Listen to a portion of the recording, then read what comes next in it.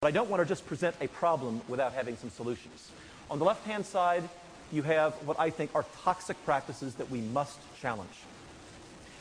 When students get zeros for missing work, it is the academic death penalty. And I am more than willing, as a holder of an American passport, to stipulate that Canadian students are just plain better behaved than students from the lower 48. But can I just ask you, even among your best behaved students, have you ever seen one pick up a zero and say, a zero? I have now seen the light. I shall go forth and sin no more. A zero, I now. Why didn't it occur to me before? I realized the value of time management.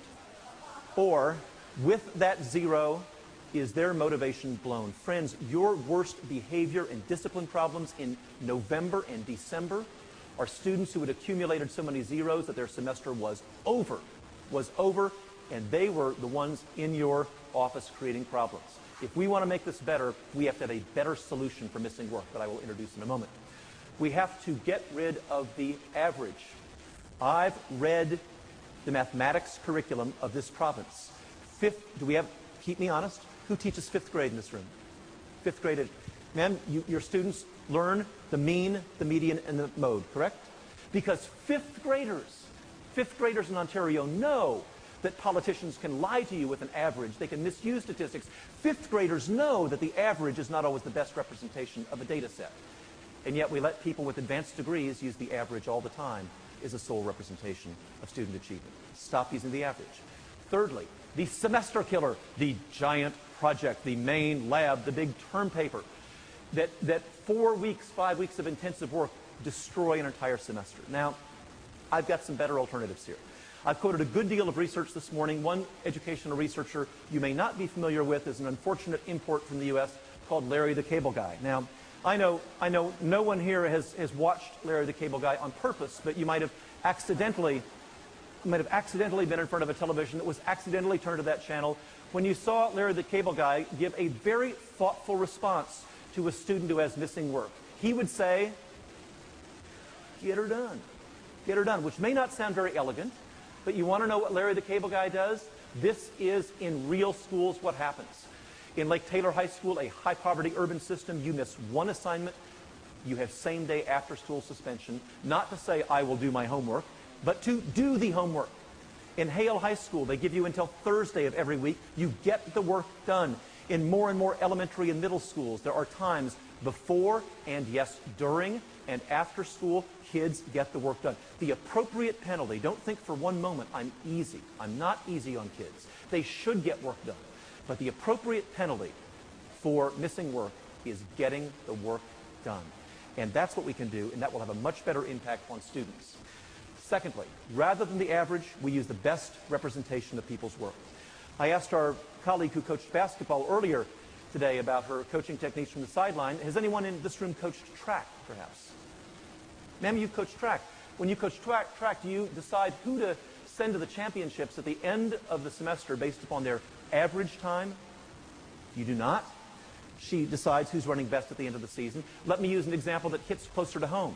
Let your worst nightmare come true, and you're all now graduate students in Professor Reeves' research and statistics class. And you want to know what September looks like? I hate him and the horse he rode in on. Look, it's been 30 years since I had a math class. I'm teaching social studies. I'm teaching third grade. I'm an administrator. Why should I have to do statistics and research? And October's not much better. And round about the end of November, you mean he's not trying to make me into a propeller head like he is? He's just trying to help me apply research. Now I get it. And you're in my office in December explaining why I should not use the average between now I get it and I hate him. Why I should not use the average for your final grade, and you're right. But if you believe that that's right for you, then for goodness sake, don't do it to students as well. The average doesn't make sense. It assumes linearity, and I've never worked with a linear student in my life. And finally, resilience. You know what? Kids are going to miss assignments. They're going to blow a test. They're going to mess up a project. What lesson do we want to teach them when they meet failure? The lesson I want my children to learn and your children to learn is one of resilience. So the consequence is not merely a low grade. The essence of assessment for learning is that there are serious consequences for messing up. The most serious consequence is not a 0, it's not an F, it's called getting it done.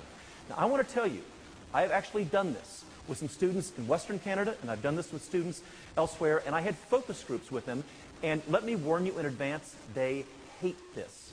Don't think you'll be being easy on them. They hate it. They, in their parlance, you know what they say, this precisely. And they just hate it.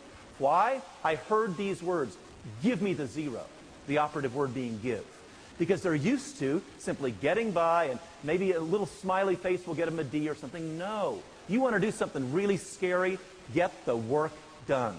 And I'm quoting this one young man now because his words were so persuasive to me. It is such a hassle in this school, man.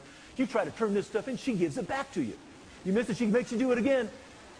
You can't even get a D. It's such a hassle in this school, man, to get a C. You might as well get a B.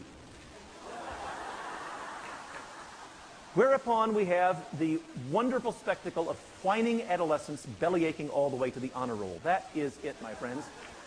And let me just remind you, they're not going to thank us. When do students thank us? Years later? This path we are on of assessment for learning is difficult, challenging, unpopular work, but it's the right thing to do.